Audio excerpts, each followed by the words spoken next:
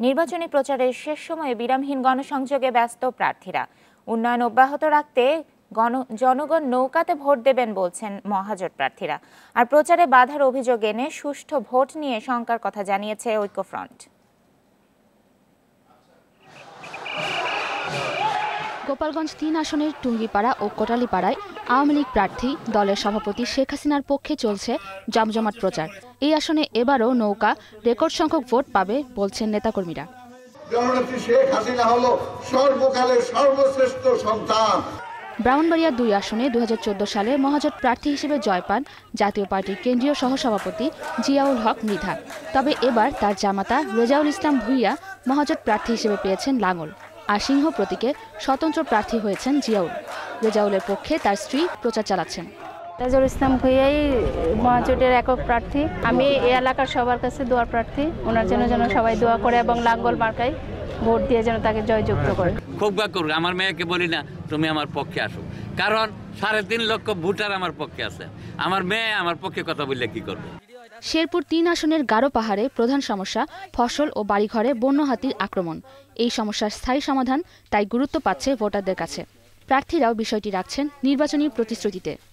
মানুষের জীবনকে মূল্য দিয়ে এই হাতি চিরতরে যেন এই এলাকায় আসা বন্ধ হয়, বিশেষ করে ভারতের বন্য হাতিগুলি, সেই ব্যবস্থা আমরা গ্রহণ করব। আমি ১ কোটি টাকা ব্যয় অলরেডি সোলার সিস্টেম একটা করছি, যাতে হাতির উপদ্রব অনেক কমছে, এবং ওয়ার্ল্ড ব্যাংকের একটা প্রজেক্ট হচ্ছে আর কি, যাতে হাতির উপদ্রব একবারে যাতে না হয়।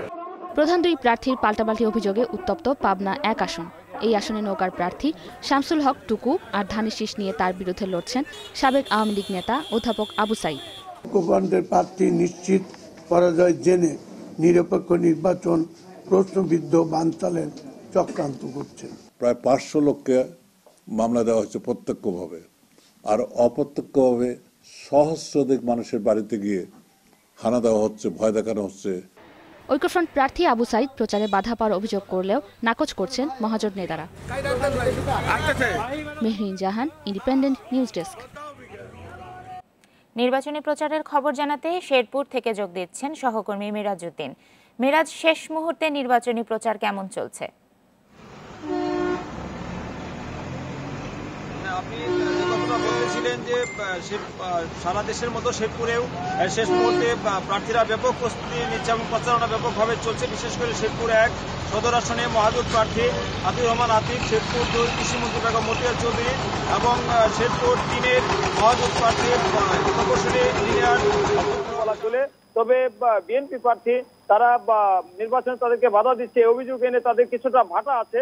এছাড়া শেরপুরে ভোটারদের মধ্যে ব্যাপক একটা সাড়া পড়েছে এবং তারা চাচ্ছে যে ৩০ তারিখে তারা যাতে ভোট দিতে পারে, এবং এই জন্য শেষ মুহূর্তে একটা ব্যাপক প্রচারণা, বিশেষ করে মহিলাদের প্রচারণা থেকে শুরু করে এবং সমাবেশ, পথসভা এবং উঠোন বৈঠক সহ বিভিন্ন বৈঠক এই মুহূর্তে সরগরম শেরপুর জেলার ৩টি আসন।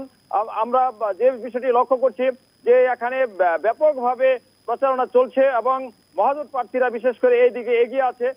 এই ক্ষেত্রে আমরা ভোটারদের সাথে যে কথাটা বলেছি, তাদের মধ্যে একটা উৎসাহ এবং উদ্দীপনা কাজ করছে এবং তারা চাচ্ছে যে ৩০ তারিখে তারা কিভাবে কখন কেন্দ্রে যাবেন ভোট দিবে, এই বিষয়টা তাদের মধ্যে কাজ করছে। এবং মহাজোট প্রার্থীরা দাবি করছে যে তারা এই ৩টি আসনে তারা বিজয় অর্জন করবে। অপরপক্ষে বিএনপি প্রার্থীরা সমর্থিত বিরোধী জোট প্রার্থীরা আশা করছে যে তারা যদি ভোট দিতে পারে তাহলে তারা বিজয়ী হবে।